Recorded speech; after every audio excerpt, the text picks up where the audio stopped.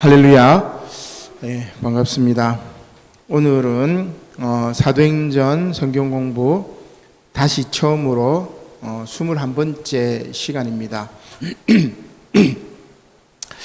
제목은 이제 복음 선포자인 바울이죠. 그래서 바울의 복음 전도자로서 이제 대망의 역사가 시작되는 그 첫 단추라고 이야기를 할 수가 있습니다. 전에도 이제 누누이 말씀드렸지만 사도 바울이 없었다면 우리 기독교라는 종교가 세계적인 종교로 되는 것이 참 쉽지가 않았어요. 물론 이제 하나님의 섭리 가운데 모든 것들이 다 이루어졌겠지만 또 사도 바울은 하나님의 도구라고 이렇게 보면 되지만 그럼에도 불구하고 이 사도 바울의 성품이라든지 열심이라든지 또 사도 바울의 지식이라든지 또 사도 바울의 열심이라든지 이런 것들을 또 우리가 간과할 수가 없죠. 그래서 하나님께서 역사하시지만 그 역사하는 이들이 누구냐면은 누구를 통해서 역사하시냐면은 바로 사람을 통해서 역사하시는데 바로 이 사도 바울이야말로 기독교가 세계 종교로 예루살렘 유대 땅을 넘어서서 사마리아와 그리고 지중해 전역으로 또 마침내 땅끝까지 그리스도의 복음을 증거하는데 아주 큰 역할을 했던 그런 인물이라고 할 수가 있습니다. 자, 이제 오늘부터 본격적인 사도 바울의 전도 여행이 시작이 됩니다. 사도행전의 핵심적인 내용은 사도 바울의 한 3번 그리고 로마행까지 치면 한 4번 정도죠. 그 전도 여행이 핵심이죠. 그 앞부분에 이제 스데반 집사님의 활동이 있고 베드로의 활동이 있고 빌립 집사의 활동이 있지만 사도행전의 그 사도는 바로 이 바울 사도의 행전이라고 이렇게 이야기를 할 수가 있습니다. 자, 우리가 지난주 이제까지 복습을 하면 이런 내용이죠. 사도 바울이 다메섹 가는 도상에서 예수님을 만나고 이제 눈이 이제 어두워집니다. 그리고 이제 아나니아의 안수를 받고 다시 이제 보게 되죠. 그리고 사도 바울이 이제 본격적으로 회심을 합니다. 자, 이렇게 회심을 하고 세례를 받고 다시 본 다음에 음식을 먹고 강건하여졌죠. 자, 그 다음에 이제 오늘 본문 말씀 19절 하반절입니다. 사울이 지금은 이제 계명절이니까 사울입니다. 사울이 다메섹에 있는 제자들, 이 제자들은 누구죠? 바로 예수님의 제자들입니다. 그래서 예수님의 제자들과 함께 며칠 있었다고 이야기를 합니다. 다메섹에 있는 제자들과 동행을 했죠. 그리고 그 즉시로 뭘 합니까? 각 해당에서 이 다메섹에도 유대인들의 해당이 있었겠죠. 예루살렘에도 유대인의 해당이 있었고, 그래서 원래 예수교의 그리스도교의 복음 전파는 유대인들 해당을 통해서 이렇게 역사합니다. 해당을 통해서 이렇게 쭉 이제 복음을 전하죠. 자, 각 해당에서 사울이 전하는 것이 뭐냐면 예수가 하나님의 아들이심을 딱 전파합니다. 기독교 핵심 메시지는 이거 하나지요. 예수님이 그리스도고 예수님이 하나님의 아들이고 예수님이 우리의 구원자시고 우리의 왕이시다. 이렇게 이제 전파를 합니다. 자, 그러니까 사람들이 어때요? 다 놀랍니다. 이 사람은 예루살렘에서 예수님을 그리스도라고 하는 사람들, 예수를 하나님의 아들이라고 부르는 사람을 잡아가려고 지금 공문을 받고 지금 다메섹에 왔던 공안검사가 아니냐, 멸하려고 했던 사람이 아니냐.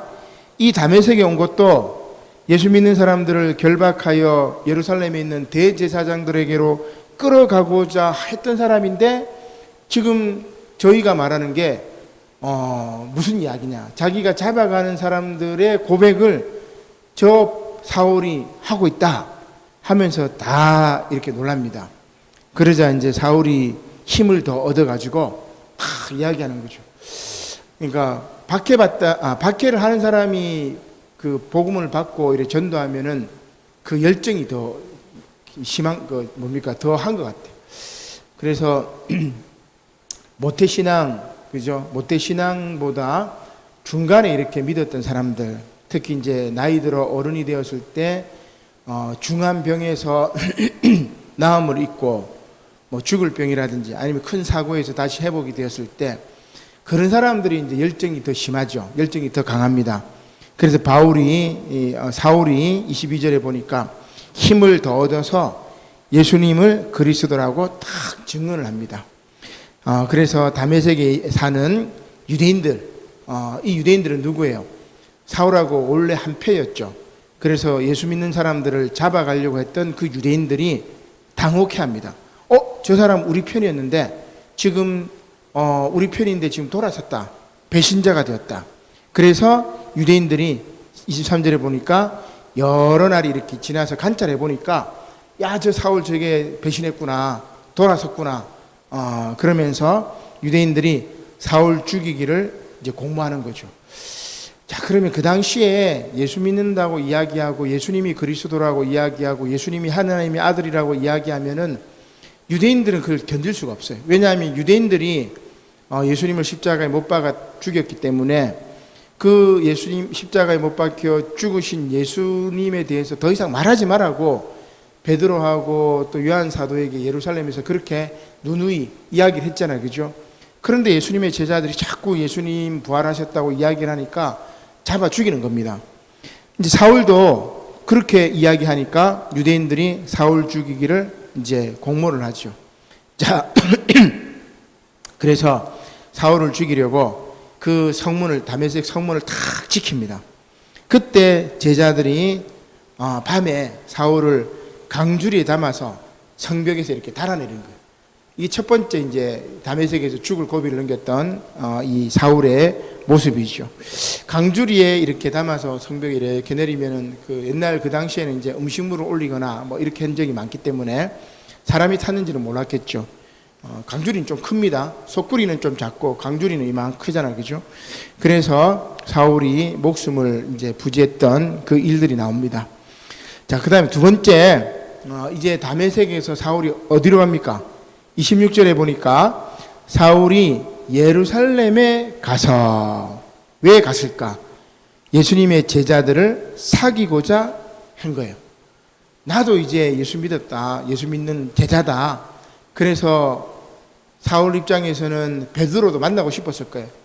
3년 동안 예수님을 쫓아다녔던 제자들을 만나서 예수님의 말씀이 어땠는지를 듣고 싶었고 예수님의 성품이라든지 또 전도 여행하면서 겪었던 일들을 듣고 싶었겠죠.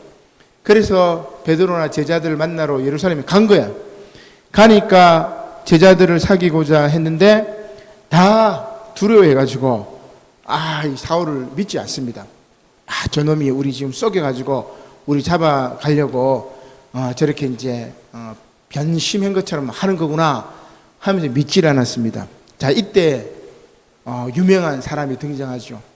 바로 바나바, 위로의 아들이라는 이름의 뜻을 가지고 있는 바나바가 등장합니다. 안디옥 교회에서 제일 처음 파송했던 선교사가 이 바나바하고 바로 이 누굽니까? 사울이었죠. 이 두 사람을 1차 선교 여행에 파송합니다. 2차 때는 이제 두 사람이 이제 갈라서기도 하지만, 자, 이 바나바가 어떻게 해요? 사울을 탁 데리고 사도들에게 갑니다. 그리고 다메섹에서 사울이 예수님을 만나고 또 어떻게 변화되었는지를 쫙 이야기를 합니다. 예수님의 이름을 담대히 전했던 복음 선포자의 바울의 모습을 바나바가 쫙 이야기를 해줘요. 그때 이제 제자들이 이제 그것을 받아들이는 거죠. 자, 28절에 보니까 이렇게 되어 있습니다. 사울이 제자들과 함께 있어 예루살렘에 출입한다. 그러니까 이제 제자들이 사울을 받아들인 거죠. 그러면서 서로 이제 교류를 한 거예요. 그리고 이제 예루살렘에 탁 출입합니다. 또 출입하면서 사울이 뭐라고 합니까? 29절에 보니까 주 예수의 이름으로 담대히 말하고 막 복음을 전 거예요. 그러니까 이 예루살렘에 있는 헬라파 유대인들 그들과 함께 막 변론하는 거죠. 헬라파 유대인들은 여러분 그리스말을 썼겠죠. 헬라말을 썼겠죠. 바울은 헬라말에 정통해요. 바울 서신서가 다 헬라말로 되어 있으니까. 그러니까 이 헬라파 유대인들하고 막 쫙 논쟁을 하는 거예요. 그리고 본토 유대인들은 유대교 유대인들하고 논쟁인 사람 누구예요? 베드로입니다. 베드로의 대상은 이 유대인들하고 논쟁을 했고, 그 다음에 사울은 누구하고 논쟁하면은 헬라파 유대인들, 디아스포라 유대인으로서 외지에 가서 우리로 치면 교포, 교포라고 이야기할 수 있죠. 그래서 이 사람들이 이제 고향에 다시 돌아왔을 때 헬라말을 쓰니까 바울이 헬라말에 능통하니까 그들과 함께 다 진리에 대해서 얘기를 하는 거예요. 그래서 예수님이 그리스도요, 예수님이 하나님의 아들이요, 예수님 이름으로 담대하게 이제 복음을 전하니까 이 헬라파 유대인들도 어떻게 해요? 이놈이 지금 이 유대교의 진리를 무시하고 사람을 하나님의 아들이라고 이야기하고 우상숭배한다, 가증하다 하면서 사울을 죽이려고 하는 거죠. 두 번째 이제 사울이 죽임을 당할 뻔한 겁니다. 그래서 30절에 보니까 형제들, 제자들이 알고 가이사랴로 탁 데리고 갑니다. 가이사랴 여러분 알죠? 가이사랴 거기에는 뭡니까? 총독의 관저가 있는 곳이고 항구 도시입니다. 이 가이사의 이름을 따서 헤롯 왕이 지었던 가이사랴라는 이 지방으로 만들었는데 그곳으로 또 내려간 다음에 나중에 바울의 고향이었던 다소로 이렇게 보내버립니다. 가이사랴가 항구 도시이기 때문에 항구 도시에서 다소로 이제 북쪽으로 이제 가버린 거죠. 다소는 사울의 고향이었기 때문에 그곳에서 이제 안심할 수는 있었던 거라고 볼 수 있습니다. 자, 요게 이제 오늘 본문 말씀의 이야기죠. 그 다음에 마지막 31절에 이런 이야기를 딱 합니다. 그리하여 온 유대와 갈릴리와 사마리아 교회가 평안하여 든든히 서가고 주를 경외함과 성령의 위로가 진행하여 사람들의 수, 믿는 사람들의 수, 제자들의 수가 더 많아졌다. 이렇게 이제 이야기를 합니다. 우리 이 본문 내용이 조금 생소하기 때문에 꼼꼼하게 이제 한번 살펴봤는데, 자, 그러면 오늘 이제 이 본문 말씀을 가지고 한 3가지 정도 한번 살펴보려고 합니다.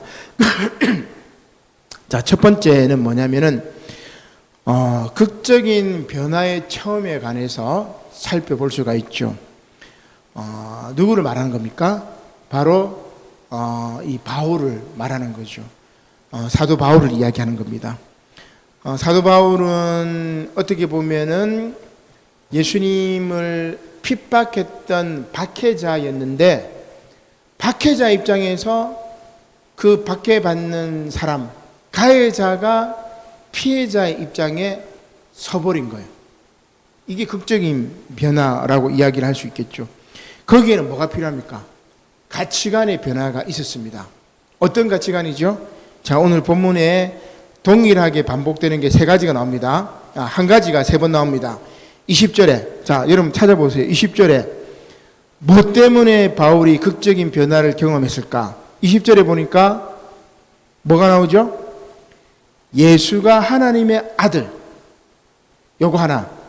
두 번째는 22절이 나옵니다. 뭐죠? 예수를 그리스도라 증언하는 것.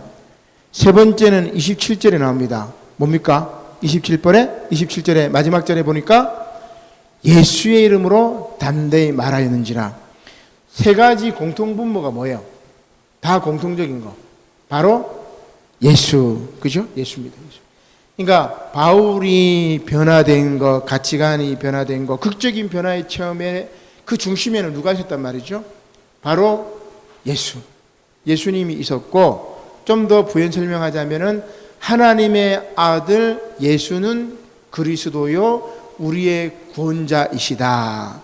하나님의 아들 구원자 예수 그리스도.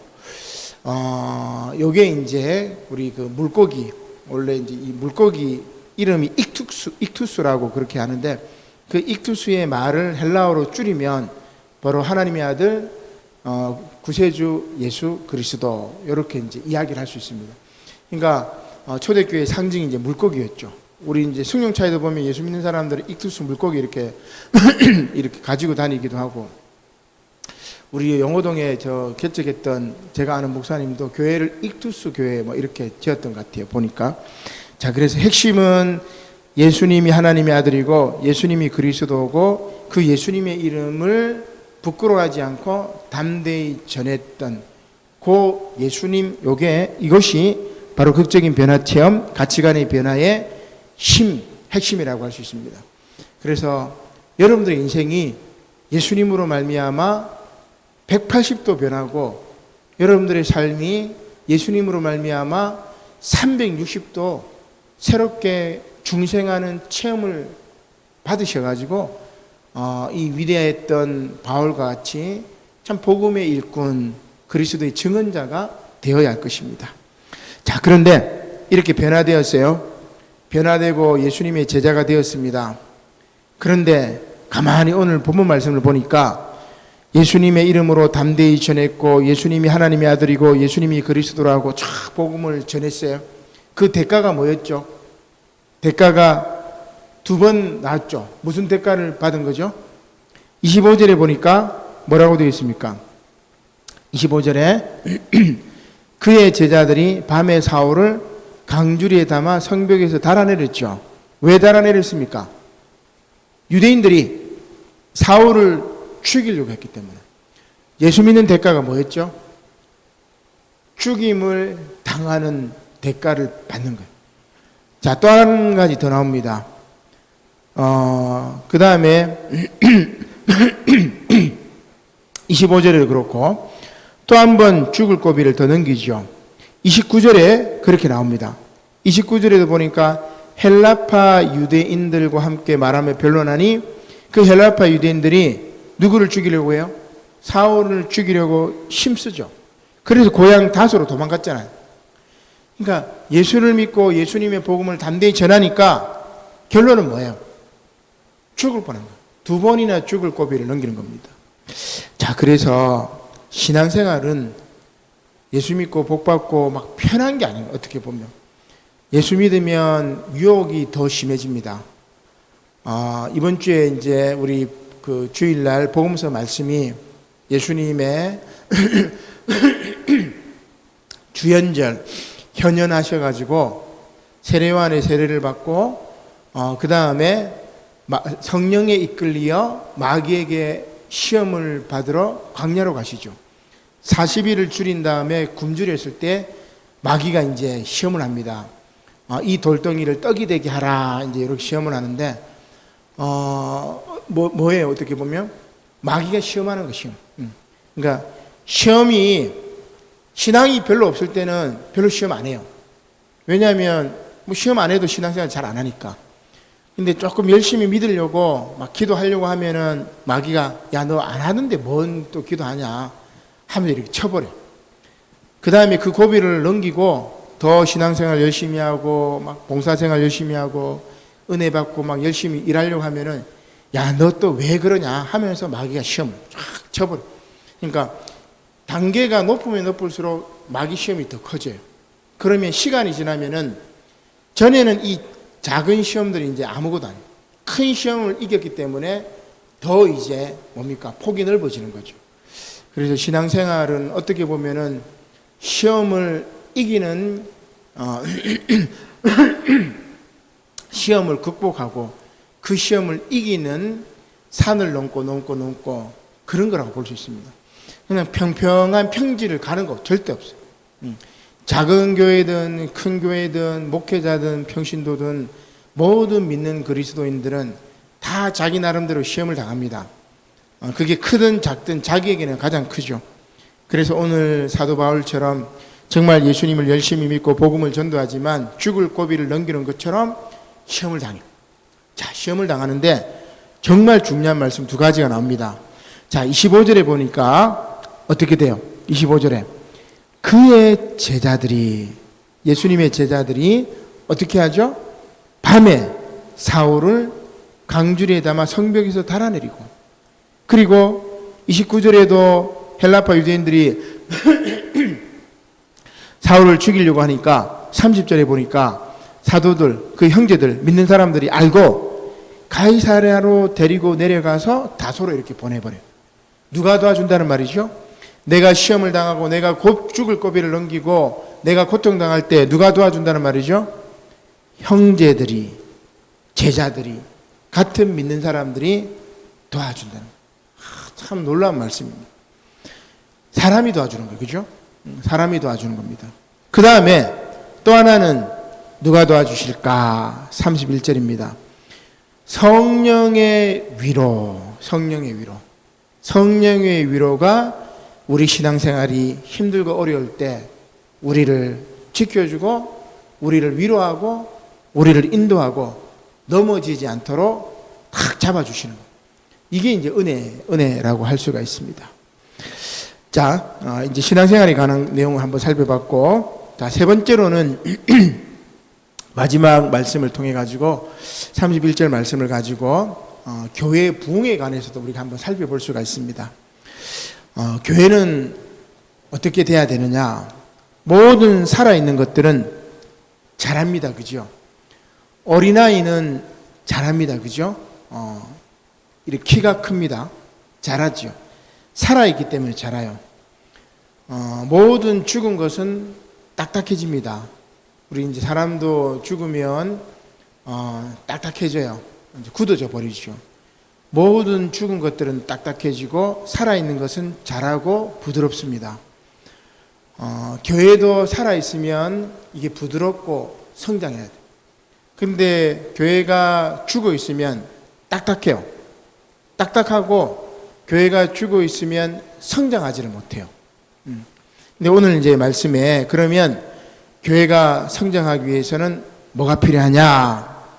오늘 31절 말씀에 보니까 이런 이야기가 나오죠. 주를 경외함과 성령의 위로로 진행하여 수가 더 많아지니라. 두 가지가 나오죠. 교회가 성장하기 위해서는 첫 번째, 아까 말씀드린 것처럼 신앙생활에 필요했던 성령의 위로가 필요하고, 두 번째는 수가 더 많아져야 돼요. 부흥해야 된단 말이에요. 교회는 성령의 위로가 필요하고 성장해야 되는데, 이를 위해서 필요한 게 두 가지가 또 있습니다. 뭐죠? 바로 일꾼이 필요합니다. 그 일꾼이 누구였죠? 오늘 본문 말씀에 나오는 바울, 또 하나는 바나바, 일꾼이 필요한 거예요. 두 번째는 뭡니까? 31절에 나오죠. 31절에 뭘까? 한번 여러분 찾아보세요. 31절에 교회의 부흥을 위해서는 뭐가 필요할까? 일꾼이 필요해요. 바울과 사울이라는 일꾼이 필요합니다. 그 다음에 성령의 위로가 필요합니다. 그러면 수가 많아지고 성장해요. 하나가 31절에 딱 이야기를 하고 있어요. 뭐를 하면 돼요? 31절에 주를 경외함. 교인들이, 성도들이 예수님을 공경하고 두려워하는 것을 경외라고 그래요. 두려워만 하면 안 돼요. 공경만 하면 안 돼요. 그죠? 공경하고 두려워하는 경외함. 하나님을 두려워할 줄도 알아야 돼요. 그리고 하나님을 섬기고 공경할 줄도 알아야 돼요. 이 두 가지. 쉽게 얘기하면 하나님을 두려워하기도 하고 하나님을 사랑하기도 하고, 이것이 바로 교회 부흥의 가장 중요한 요인이라고 할 수가 있습니다. 그래서 바나바와 바울과 같은 일꾼도 있어야 되고, 또 모든 성도들이 주님을 경외하고, 그러면 성령의 위로가 있어서 성령께서 이 자리를 채우시고, 성령께서 사람의 수가 많아지게 하시고, 성령께서 믿는 사람들을 많게 하셔서 이전을 채워주신다는 놀라운 이야기입니다. 자, 그럼 여러분은 어떻게 해야 돼요? 내가 하나님을 경외하고, 그리고 일꾼을 위해서 기도하고, 그리고 성령께서 임하시기를 간구해야죠. 그러다 보면 정말 살아있는 교회라면은 시간은 걸릴 줄 몰라요. 늦게 자라는 아이도 있고 빨리 자라는 아이도 있고, 그죠?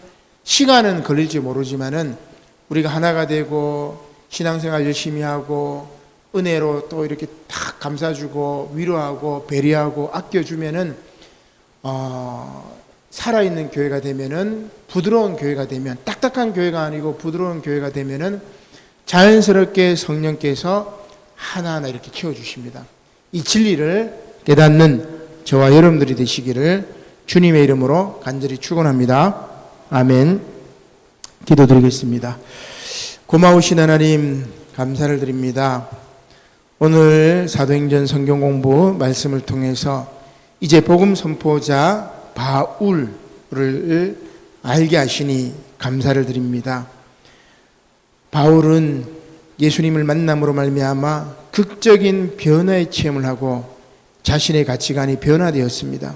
예수가 하나님의 아들이요 예수는 그리스도시요 예수의 이름으로 담대히 그가 죽으셨으나 부활하셨다.